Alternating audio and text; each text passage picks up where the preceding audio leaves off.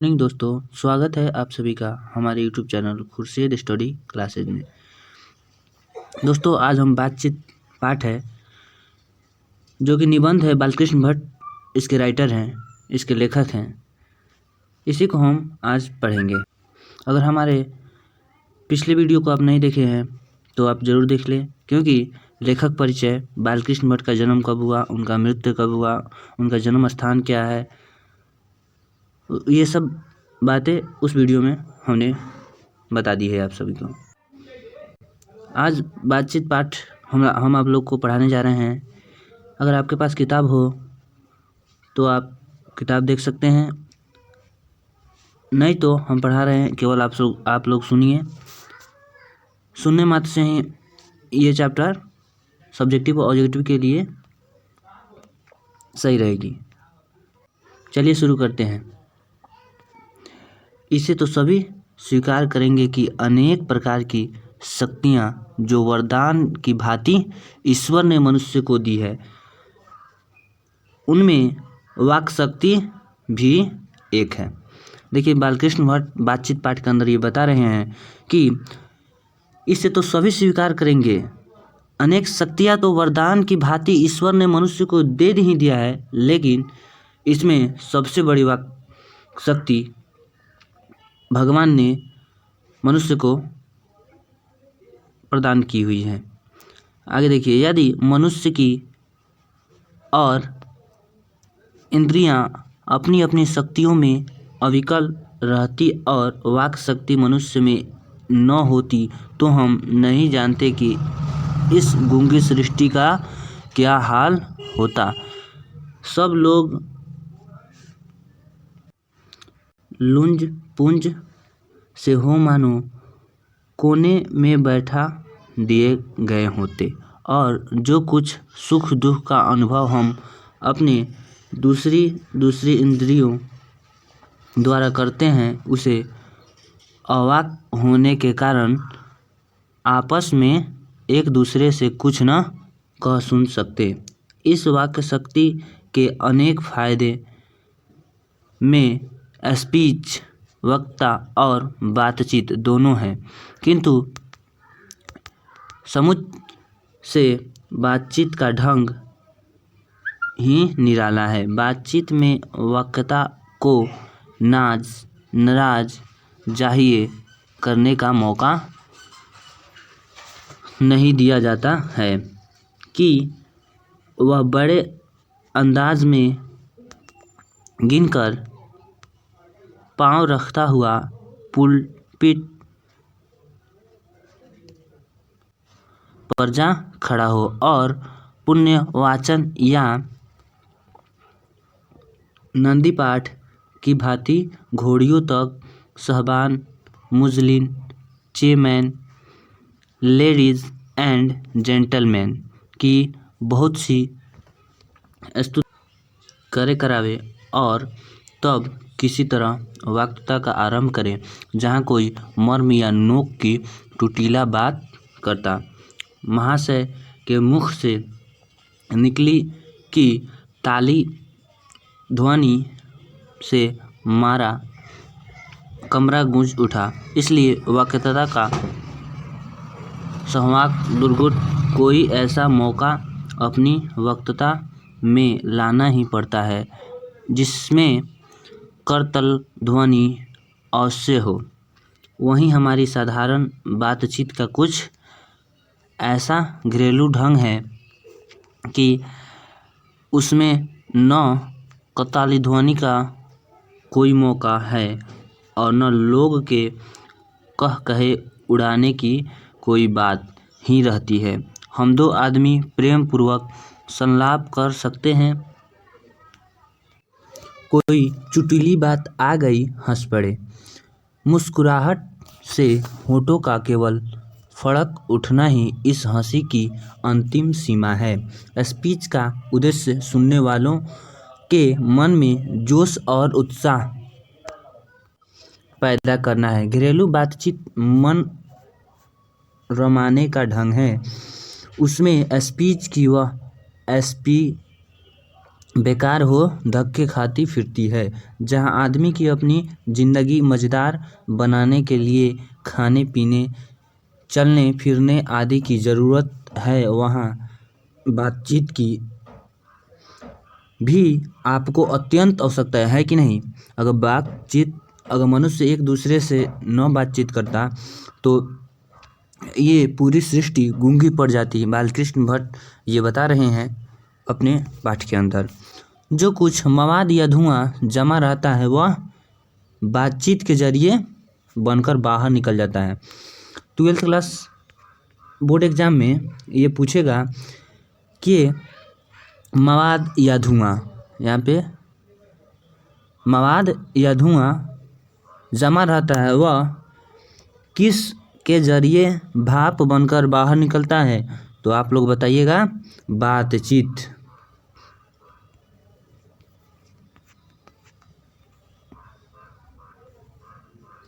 बातचीत के जरिए बाहर निकलता है। चित्त हल्का और स्वस्थ हो परम आनंद में मग्न हो जाता है। बातचीत का भी एक खास तरह का मज़ा होता है। जिनको बातचीत करने की लत पड़ जाती है वे इसके पीछे खाना पीना भी छोड़ देते हैं। बातचीत एक ऐसी विधि है, ऐसी तरीका है जिससे दो मनुष्य अपने सुख दुख का बातचीत के जरिए बांट सकता है, अपना बोझ हल्का कर सकता है। यही बता रहे हैं। आगे देखिए, आपको बातचीत करने की लत पड़ जाती है वे इसके पीछे खाना पीना भी छोड़ बैठते हैं। अपना बड़ा खर्च कर देना उन्हें पसंद आता है, पर वे बातचीत का मज़ा नहीं खोना चाहते। रॉबिन्सन क्रूसो का किस्सा बहुता लोग ने पढ़ा होगा, जिससे 16 वर्ष तक मनुष्य की मुख देखने को भी नहीं मिला। रॉबिन्सन क्रूसो ऑब्जेक्टिव प्रश्न में ये पूछा जा चुका है और आगे पूछने की पूरी उम्मीद है कि रॉबिन्सन क्रूसो मनुष्य का मुंह कब तक कितने वर्ष तक नहीं देखे थे, तो 16 वर्ष तक नहीं देखे थे। उपरांत अपने फ्राइडे के मुंह से यह बात सुनी, यद्यपि उसने अपनी जंगली बोली में कहा था, पर उस समय रॉबिन्सन को ऐसा आनंद हुआ मानो उसने नए सिरे से फिर से आदमी का चोला पाया। इससे सिद्ध होता है कि मनुष्य को वाक शक्ति में कहाँ तक लुभा लेने की ताकत है, जिससे केवल पत्र व्यवहार है। कभी एक बार भी रक्षातार नहीं हुआ। उन्हें अपने प्रेमी से बातें करने की कितनी लालसा रहती है। अपना अभ्यंतरिक भाव दूसरे पर प्रकट करना और उसका आशय आप ग्रहण कर लेना शब्दों के ही द्वारा हो सकता है। सच है, जब तक मनुष्य बोलता नहीं तब तक उसका गुण दोष प्रकट नहीं होता। ये बात सच है कि जब तक मनुष्य बोलता नहीं तब तक उसका गुण और दोष प्रकट नहीं होता है। बेन जॉनसन का कहना है कि बोलने से ही मनुष्य के रूप का साक्षात्कार होता है। बहुत ही उचित जान पड़ता है। अब 2 नंबर में प्रश्न आ सकता है, बेन जॉनसन ने क्या कहा था? तो आप लोग जवाब दीजिएगा। बेन जॉनसन का कहना था कि बोलने से ही मनुष्य के गुण दोष प्रकट होता है।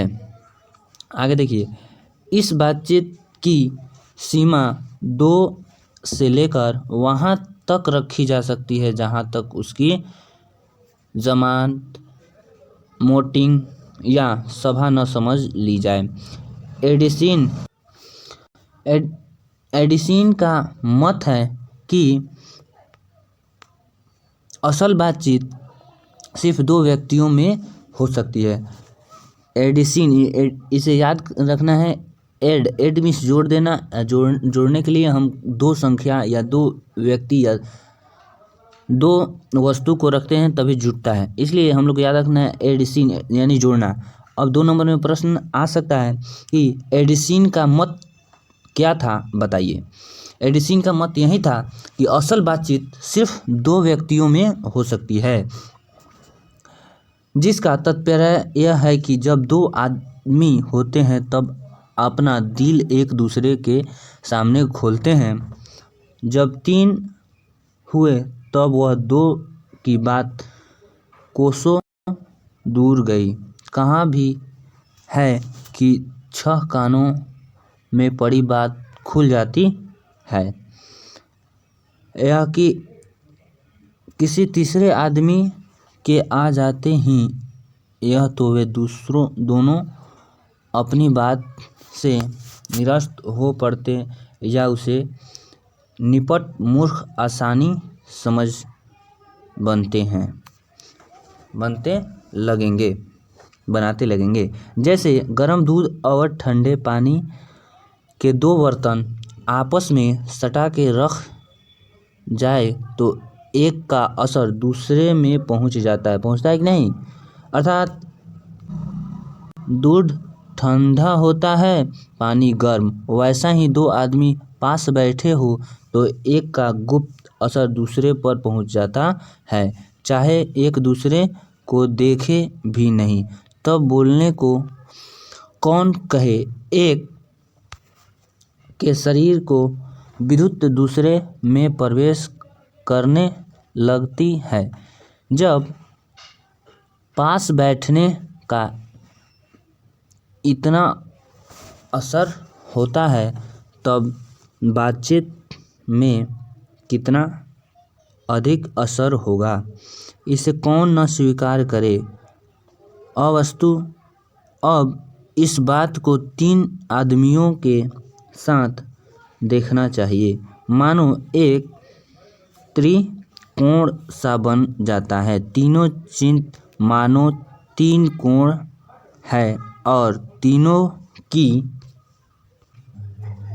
मनोवृत्ति के प्रसार की धारा मानो उस त्रिकोण की तीव्र रेखाएं। गुपचुप असर तो उन तीनों में परस्पर होती ही है। जो बातचीत 3 में की गई वह मानो अंगूठी में नग सी जड़ जाती है। उपरांत जब 4 आदमी हुए तब वैकल्पिक को बिल्कुल स्थान नहीं रहता। खुल के बातें न होती। जो कुछ बातचीत की जाएगी वह पार्लियामेंट्री गौरव और संयोजी के लक्ष्य में सनी हुई होगी। 4 से अधिक की बातें तो केवल राम रमौवल कहलाती है। ऑब्जेक्टिव में प्रश्न यह पूछा गया है कि 4 से अधिक की बातें क्या कहलाती है, तो आप लोग बता सकते हैं कि नहीं। राम रमौवल उसे हम संलाप नहीं कह सकते। इस बातचीत के अनेक भेद हैं। 2 बूढ़ों की बातचीत प्रायः जमाने की शिकायत पर हुआ करती है। वे बाबा आदम के शब्द की ऐसी दास्तान सुनाते शुरू करते हैं जिसमें 4 सच तो 10 झूठ। एक बार उनकी बातचीत का घोड़ा छूट जाना चाहिए। देखिए, बातचीत का जब घोड़ा छूट जाता है 2 बुजुर्ग व्यक्तियों में, 2 उम्रदराज व्यक्तियों में, तब देखिए क्या हो रहा है।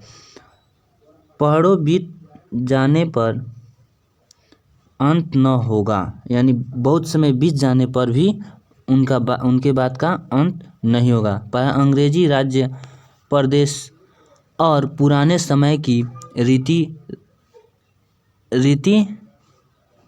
नीति का अनुमोदन और इस समय के सब भक्ति लायक तेजवानों की हिंदी निंदा उनकी बातचीत का मुख्य प्रकरण होगा। अगर देखिए पढ़े लेकिन लिखे हुए के लिए तो शेक्सपियर, मिल्टन, मिल और स्पेंसर जीभ पर नाजा करेंगे, यानी नाजा करेंगे। कौन कौन? ये सब बड़े बड़े आदमी का नाम लिखा गया है। जैसे देखिए शेक्सपियर, मिल्टन, मिल और स्पेंसर जीभ पर नाचा करेंगे, यानी कि जीभ पर यानी ज़बान पर नाचा करेंगे। अपनी लियाकत के नाशे में चूर हम चुनी डिग्रे नेस्ट अखंडपन की चर्चा छेड़ेंगे। दो हम सहेलियों की बातचीत का कुछ ज़्यादा ही निराला है। देखिए दो हम सहेलियों की बातचीत, बालकृष्ण भट्ट ने देखिए इनके बारे में क्या लिखा हुआ है। दो हम सहेलियों की बातचीत का कुछ ज़्यादा ही निराला है। रस का समुद्र मानो उमड़ चला आ रहा है। इसका पूरा स्वाद किन्हीं से पूछना चाहिए जिन्हें ऐसों की रसनी बात सुनने की कभी भाग्य लड़ा। दो बूढ़ियों की बातचीत का देखिए दो बूढ़ी यानी जो बूढ़े औरतों की बात हो रही है। दो बूढ़ियों की बातचीत का मुख्य प्रकरण बहू बेटी वालों हुई तो देखिए जब दो बूढ़ा स्त्री बैठेगी तो बहू और बेटी की केवल बात करेगी, तो अपनी बहुओं या बेटियों का गिला शिकवा होगा, या वे बिरादराने का कोई ऐसा रसा छेड़ बैठेगी कि बात करते करते अंत खोड़े दांत।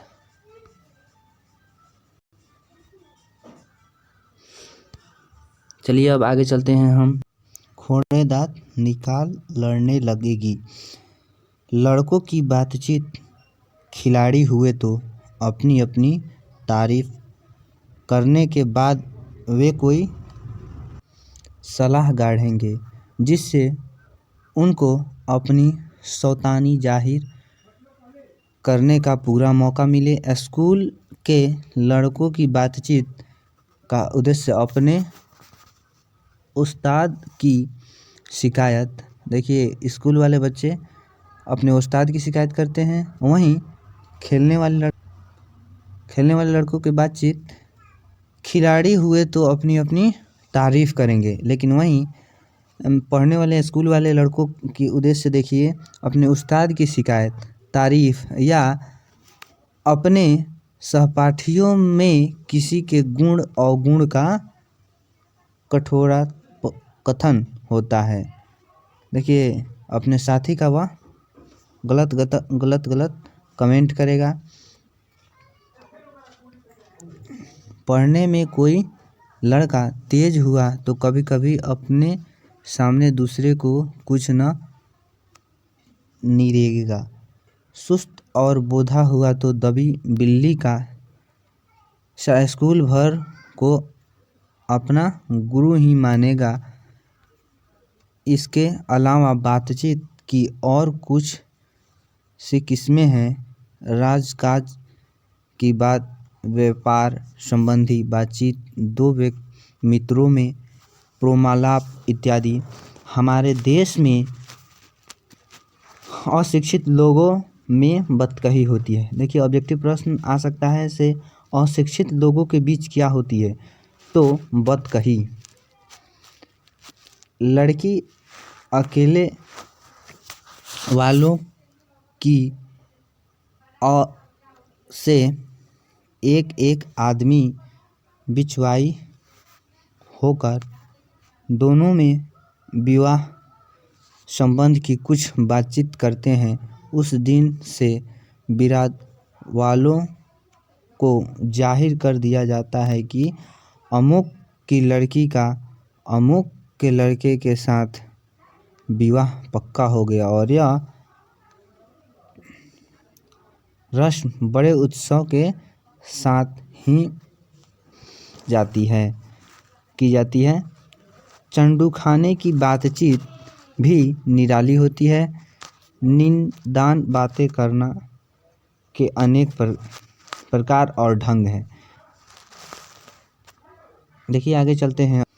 केवल आप लोग सुनिएगा केवल, तो आपका सब्जेक्टिव और ऑब्जेक्टिव दोनों क्लियर हो जाएगा। यानी कि 1 नंबर वाला प्रश्न, 2 नंबर वाला और 5 नंबर वाला भी इसे क्लियर हो जाएगा। और 5 नंबर और बातचीत चैप्टर से 5 नंबर का प्रश्न आता है तो आप लोग बना सकते हैं। देखिए अब यहाँ से यूरोप के लोगों में बातचीत करने का हुनर। ऑब्जेक्टिव में यह प्रश्न पूछा गया है, यूरोप के लोगों में बातचीत करने का हुनर क्या कहलाती है? तो आप लोग बता सकते हैं आर्ट ऑफ कन्वर्सेशन। यह बातचीत करने की एक कला होती है। यहाँ तक बढ़ा है कि स्पीच और लेख दोनों इसे नहीं पाते। जिसे सुन कान को अत्यंत सुख मिलता है। सुहद गोट्री इसी नाम है। सुहद गोट्री की बातचीत की यह तारीफ है कि बातचीत करने वालों की शिकायत अथवा पंडिताई का अभिमान या कपट कहीं एक बात की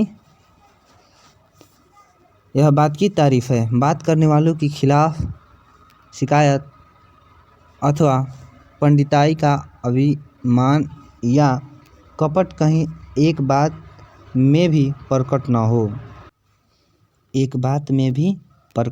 हो। वर्ण क्रम में रसाभाग पैदा करने वाले शब्दों को बरतते हुए चतुर सयाने अपनी बातचीत को रसारस रहते हैं। वह रस हमारे आधुनिक शुष्क पंडित की बातचीत में, जिसे शास्त्र कहते हैं, कभी आवेग ही नहीं। मुर्ग और वरेटर की लड़कियों की झपटा झपटी के समान उनकी नीरस काव में सरस संलाप की चर्चा ही चलाना व्यर्थ है। वरन कपट और एक दूसरे को अपने पांडित्य के प्रकाश से बाद में परास्त करने का संघर्ष आदि रसाभाव की सामग्री वहाँ बहुता के साथ आपको मिलेगी। घंटे भर तक काँव करते रहते तो कुछ न होगा। बड़ी बड़ी कंपनी और कारखाने आदि बड़े बड़े काम इसी तरह पहले 2-4 दिल्ली दोस्त को बातचीत से शुरू किए गए, उपरांत बढ़ते बढ़ते यहाँ तक बढ़े कि हजारों मनुष्य की उनसे जीविका चलने लगी और साल में लाखों की आमदनी होने लगी। देखिए सालों में कितने की आमदनी, लाखों की आमदनी होने लगी। 25 वर्ष के उपरांत वालों की बातचीत अवश्य ही कुछ न कुछ सार्वत्रिक होती होगी। अनुभव और दूरंदेशी के खाली न होने और 25 से नीचे की बातचीत में यद्यपि अनुभव, दूरदर्शिता और गौरव नहीं पाया जाता, पर इसमें एक प्रकार का ऐसा दिल बहलाव और ताजगी रहती है जिसकी मिठास उससे 10 गुनी चढ़ी है। देखिए जितने भी 25 साल की उम्र वाले बच्चे जो होते हैं, जवान होते हैं, उनकी बातें बहुत निराली होती है, दिल बहलाव उनकी बातें होती है। यहाँ तक हमने बाहरी बातचीत का हल लिखा है, जिसमें दूसरे फरीक के होने की बहुत आवश्यकता है, बिना किसी दूसरे मनुष्य के हुए जो किसी सतह संभव नहीं है और जो दो ही तरह पर हो सकता है। या तो कोई हमारे यहाँ कृपा करे या हम ही जाकर दूसरों को कृतज्ञ करें, पर यह सब तो दुनियादारी है, जिसमें कभी कभी रसाभाग होते देर नहीं लगती, क्योंकि जो महाशय अपने यहाँ पधारे उनकी पूरी दिलजोई न हो सकती। जो शिष्टाचार में त्रुटि हुई है, अगर हम ही उनके यहाँ गए तो पहले तो बिना बुलाए जाना ही आदर का मूल है और अनादर का मूल है। देखिए बताया जा रहा है कोई बुलाए तभी जाएं, वरना बिन बुलाए जाए तो बताया जा रहा है अनादर, यानी बिना सम्मान के उसे अनादर, और जाने पर अपने मन माफिक वर्ताव न किया गया तो मानो दूसरे प्रकार का नया भाव हुआ। इसलिए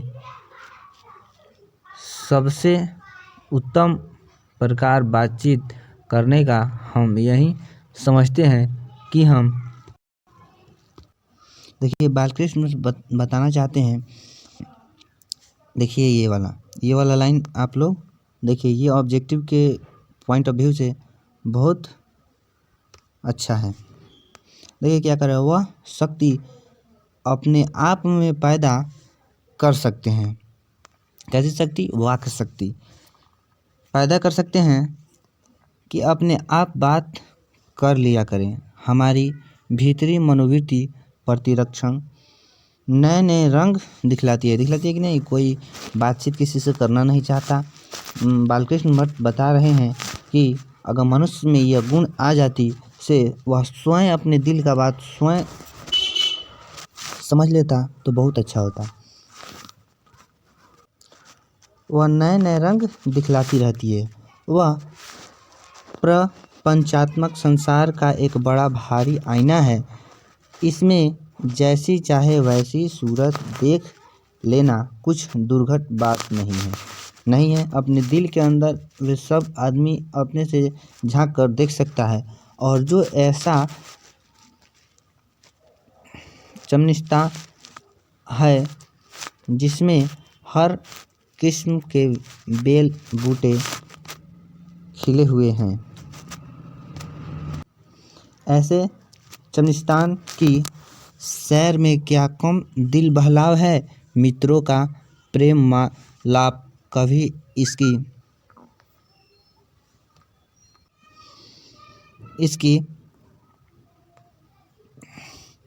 16वीं कला तक भी न पहुंच सका। इसी सैर का नाम ध्यान या मनोयोग या चेत को ग्रहण करना, इसी सौर का नाम ध्यान या मनोयोग या चिंत को एकाग्र करना है। इसका साधन 1-2 दिन का काम नहीं, वर्षों के अभ्यास के उपरांत यही हम थोड़ी भी अपनी मनोवृत्ति स्थिर कर अवाक्य हो अपने मन के साथ बातचीत कर सकें तो मानो अहोभाग्य। एक वाक्य शक्ति मात्र के दमन से न जाने कितने प्रकार का दमन हो गया। हमारी जीहा कतरनी के समान सदा स्वच्छंद चला करती है। इसे हमने काबू में कर लिया और क्रोधित बड़े बड़े अजय शत्रुओं को बिना प्रहार के अपने वश में कर डाला। इसलिए अवाक्य अपने बातचीत करने का यह साधन या वक्त साधनों का मूल्य है। शक्ति परम पूज्य मंदिर है परमार्थ का एकमात्र स्वप्न। देखिए यहाँ पर आपका ये पूरे बातचीत जो चैप्टर है यहाँ ख़त्म हुआ। इसके बाद ऑब्जेक्टिव हम लेके आएंगे एक सेशन में, उसके बाद सब्जेक्टिव, उसके बाद चलेंगे हम दूसरा चैप्टर उसने कहा था, जो कि चंद्रधर शर्मा गुलेरी के द्वारा लिखा हुआ है। वह बहुत ही मस्त कहानी है। आप लोग हमारे साथ जुड़े रहिए। हमारा यूट्यूब चैनल का नेम यहाँ पर दे दिए हैं, आप इसे सब्सक्राइब करके भी रखें, क्योंकि इसी प्रकार के वीडियो हम इस पर अपलोड करते रहेंगे। इसे सब्सक्राइब करके ज़रूर रखें ताकि मैं और भी वीडियो जब बनाऊं तो आपके पास नोटिफिकेशन पहुंचता रहे। यही चैनल का नेम है, यूट्यूब चैनल हमारा।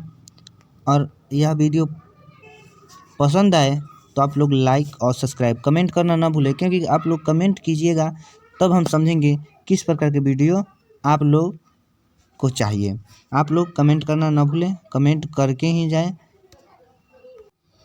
और दोस्तों में शेयर ज़रूर करके जाएं। चलिए मिलते हैं नेक्स्ट वीडियो में, तब तक आप लोग पढ़ाई अपना करते रहिए। Thank you. मिलते हैं नेक्स्ट वीडियो में।